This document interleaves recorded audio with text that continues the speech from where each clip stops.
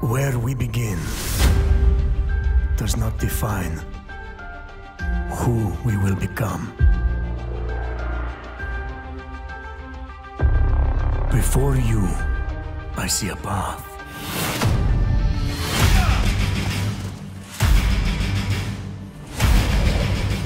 So you were telling me that this is your first summer not in Greece? Yeah, I am a Greek archaeologist, so I spend most of my summers in Greece, in Turkey, Italy, and my main excavation is the Athenian Agora. So I have been every year, every summer. Let me try to do the math. 25 years I've been in Greece every single summer. And so this is totally weird to be in Cincinnati. And because Cincinnati is not normal, so it's not like I get to finally enjoy all that Cincinnati offers in the summer. That's where we're still at home. So the excavation I work at is the Athenian Agora, the marketplace of ancient Athens. So which is right below the Acropolis. And I miss it. That's what I miss about being home this summer. So well, we can at least visit virtually. Yes. Oh, I see. We're walking up. We're going up to the Acropolis. That's what we're doing. I see it in the background. Yeah. Oh, look, there's a little shop, a little stall there with things on the other side. And this idea of going up is really important to the experience of going to the Acropolis, because you're literally leaving the city behind and going into this sacred space. So I like the fact that they've emphasized the incline here, the access that goes upward. Myron's bull, that's for real. That comes from Pausanias. Doesn't exist, doesn't survive, of course, but we have literary descriptions of it, which is cool. Oh, wow. That's great. Yeah. And here we have some little... you want some snacks there to the side. This is incredible. The detail here it's unbelievable. The level of, oh my gosh. And look, there's a painting on the exterior. Yeah, I'm excited by it. So I'm going to climb on it here. Okay. Yeah. I don't know any evidence for exterior painting like that. That's really? Interesting. Yeah, I do know in other places they have interior paintings in the game, but amazing. And even the dresses, those are great. They're peploi. They're called a peplos. Peploi in the plural. Very nice. Very, very appropriate. Do you know what date this is supposed to be? It's supposed to take place during the Peloponnesian War. Okay. All right. So about 425 BC is the date. Yeah. And the painting on the sculptures, that's really great too. I mean, we have traces of these, and there's a branch of study which tries to recover the colors, which is really cool. And it looks like they've taken that into consideration, which is great, instead of having them all be white, Even the trees are right. That's the right kind of tree. I am amazed by this. I can't believe the detail. I'm going to keep saying that. It's crazy. I mean, somebody really did a lot of research on this. Okay, so now we're going... Okay, so here we are. We're going up to the entrance of the Acropolis. And in 425, the entrance would have been a single solid ramp. So this switchback is not right. The switchback comes in the Roman period. So now we're going up to the gateway. This is the propylaea, and it's plural. It means gates, because you can see we have a front entrance and a back entrance, and both could be closed.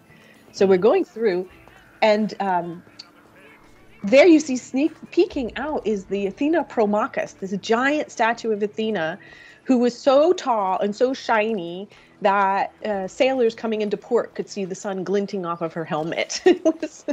You knew you were home when you saw the glint of Athena. So what would she have been made of? She's made out of bronze. Wow. And she's Athena Promachus. She was put up after the Persian Wars as a thank offering to Athena. Promachus means sort of strategy and before the war. Pro-Machus, before the war. So she gave them the ability to be successful in the Persian War. And now that's the west side of the Parthenon. Oh my gosh, look at you. Wow. That is interesting. Okay, so those are the deeds of Heracles from a different temple. Yeah, so this was actually why I climbed up here, was because I was a little, I thought it was weird that they were bronze, because I'm like, aren't these marble? Nope, they're marble, and those sculptures are not actually a pediment sculpture. They're from a Hellenistic altar at Pergamon. They're gigantomachy. So they've got the idea of architectural sculpture, but they've plugged in the wrong ones and in a different medium, the wrong medium. Yeah, that was immediately stuck out to me, because I'm like, these are kind of famously marble. Yeah, absolutely. The Elgin marbles. Right. Yeah. Right. Like, I was just like, wait, I mean, like, But what you're climbing there is pretty accurate. That's Enthemion is the thing at the top. We have that. We have evidence for that. Parts of it survive. Okay. Yeah, and these round things are shields, and they come in the Hellenistic period. Alexander the Great sends the shields from the conquered Persians, sends them back to Athens. So again, those would not have been there at the time when this was supposed to be set. Okay, so now we're inside the Parthenon, and this is the famous Athena Parthenos. She's made of gold and ivory. In Greek, it's Chryс elephantine. Chryss, gold, elephantine, ivory. Oh, and more paintings. So that's the frieze. That painting is actually the frieze, the sculptured marble frieze that appears on the outside of the building. It does not belong to the inside. This is confusing. But it is, that's exactly what although they're repeating the same scene. You see the sheep over and over again. The sheep Video games are very guilty of repeating paintings over and over again. It drives me crazy. But it's so funny. They have such extreme detail in some places. Oh, right. Here even oh my gosh. So she was made out of a wooden scaffolding, and then the ivory are just bent panels of ivory over the flesh. So once eventually, when things go downhill, there are stories about mice living in the scaffolding of the Athena Parthenos. And the dress was made out of gold plates. So it was like a bank. When the state needed money, they take a piece of her drapery off. Oh, Lord. Cash it in. That's crazy. Yeah. Oh, that is so cool. That's really great. Oh, and here we have the Eryxion on the right with the caryatids, the famous females. Oh, yeah. Shoes. Yeah. Oh, I'm so glad you did this, though, because this is my point about the sailors could see her. So the view from her helmet, we should be able to see the port from here, which was some distance from the center of the city.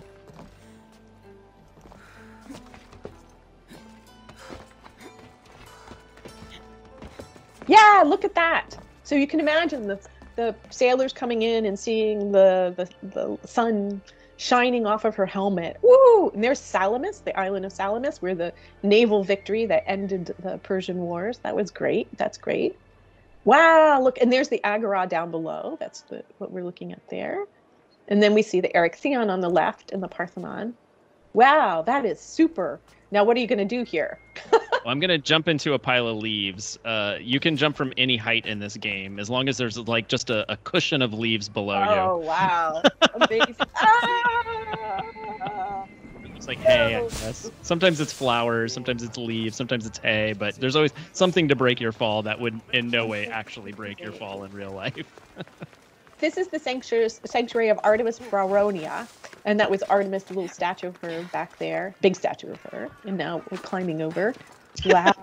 You're like, this is a great thing, and I'm like, I'm going to climb over it. This is So there we see the Theater of Dionysus sticking out. And I did look at this on YouTube, and this is really, really amazing, the detail here, because if you go to Athens today, the Theater of Dionysus is a curved structure. You probably remember it. Yeah. And this is rectilinear, which is the more accurate classical form. The round one is the Roman. So they did their research. That's what I mean. It's amazing. So yeah, you see, and here with the wooden stairs, wooden seats, you remember they're marble now. Yeah. I noticed this when I was playing it. I was like, this looks different. I was like, I picked up on the wood right away, but I didn't notice that it wasn't rounded. Yeah. So this is, again, a really accurate detail. Ooh, it's a sacrificial victim on the altar. How about that? Yeah. So I was kind of curious about this because I was wondering why there would be a sacrifice at a theater. Is that normal? Yeah, there is an altar at the center of the orchestra. Oh, okay. Altar to Dionysus. It's because the theater that we know it, like Euripides and Sophocles, those plays were put on as part of a religious festival in honor of Dionysus.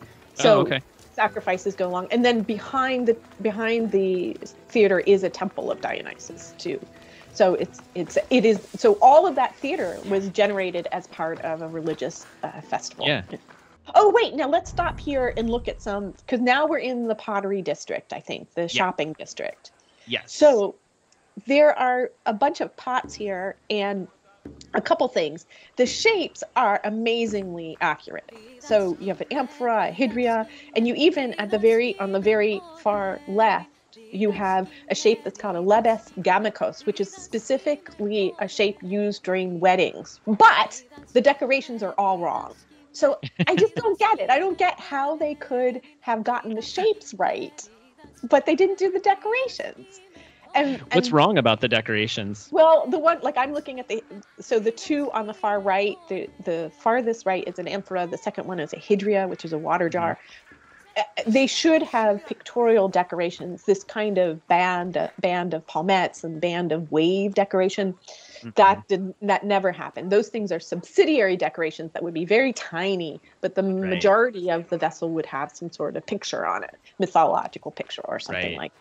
Oh, there's one that's painted. You see them on the left? Yeah, with the figures. Yeah, so that shape is called a pelique. So that's more accurate there. That's done in the red figure style. But then these are wrong. Right.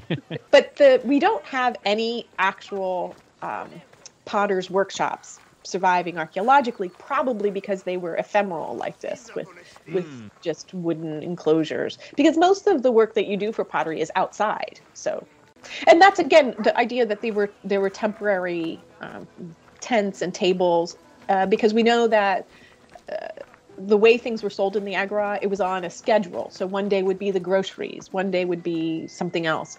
So it's not like you had a permanent place. Here's the guy on the wheel. Oh yeah, look at that. Well, the wheel was faster than that.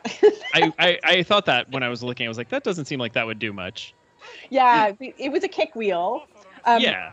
But he's making a cooking pot. That's interesting. That's great. Oh, and there we see a half decorated pelique. Though it kind of drove me crazy that it's like it's half decorated like to completion on one side and then just completely blank. I was like, I don't think that's how you decorate. Like, no, that's not the way it would work. Oh my gosh, they're speaking Greek in the background. Yeah. I couldn't tell whether they were speaking ancient Greek or modern Greek. It happened too quickly for me. What's the big difference between ancient and modern Greek? In modern Greek, the vowels, there are many more E sounds in the vowels. Okay. So poloi would be poli today. And it's okay. So we're in the Stoa Poikile here, which is called the painted Stoa. And it was at the edge of the agora. And so this is absolutely amazing because this is a Stoa, which is just a covered space. And in antiquity, it was painted. That's why it's called poikile, means decorated, painted. And it wasn't exactly like this because the paintings were on wooden panels. And naturally they don't survive. The wooden panels don't survive. But we have a literary description, an extensive, long literary description of all of the different people depicted in the scenes in this painting. And a friend of mine wrote his dissertation on this and reconstructed what it must have looked like based on, like, to the left, we see Ares seated on a rock. He reconstructed it. And that is what this is. They have used his reconstruction and added some color and things. This blows my mind. I don't know if he knows. I can't wait to tell my friend, his name is Mark Stansberry O'Donnell. And this is incredible. I can't believe it. And it's probably pretty accurate and what was really special about this, what's remarkable about it is the multiple ground lines. We call it multiple ground lines. So the scenes have people sort of stacked in space. This is very weird because on vase painting, everybody is on the same ground line at this time. So this is fantastic. Yeah, there's like occasionally you'll see like stacks of fabric like right Oh, there. right there. Yeah, right. Well, weaving was a big deal because it took a lot of energy to go from sheep to fabric. Oh, and this is the Great Drain. We're actually passing over part of the infrastructure. That right there goes underground. The Great Drain. Oh, and the stray dogs still today. Stray dogs. No chickens, but we got stray dogs. Oh, and that's neat. The butcher. There's some discussion about butchers, whether you could just go buy meat or if all meat came from sacrifice. This is sort of kosher style. There's some debate about it. It seems the evidence is leaning more towards the fact that you could just go to a butcher and get meat. But yeah, it's interesting games that I've noticed from this game, especially because it has several locations I've actually been, and their like scale is usually just a little smaller than reality, especially in the landscape. Like, so I think sometimes the buildings will be closer to real scale, but then the landscape is usually shrunk because it's like you as the player have to get on foot from one side to the other in a certain a reasonable amount of time. So everything's kind of like the Disneyland version where it's like shrunk down so you can move around faster. It's like kind of at a smaller scale. I think that's a good analogy, the Disneyland, because you've got aspects that are really highly accurate and then others that are kind of fudged. So it's this sort of hybrid of really great, accurate, scholarly detail and then like, oh, whatever. Right. Yeah. I just am overwhelmed by this. I mean, I'm not a video game person. My husband plays them from time to time, but I have never seen anything. Well, this is in my sweet spot, right? Because I know these places, I know this stuff, and I am incredibly impressed by the detail and the effort that they went to make it look authentic and feel authentic. This has been really fun. I mean, I know I really do want to see more. I want to look at more of it.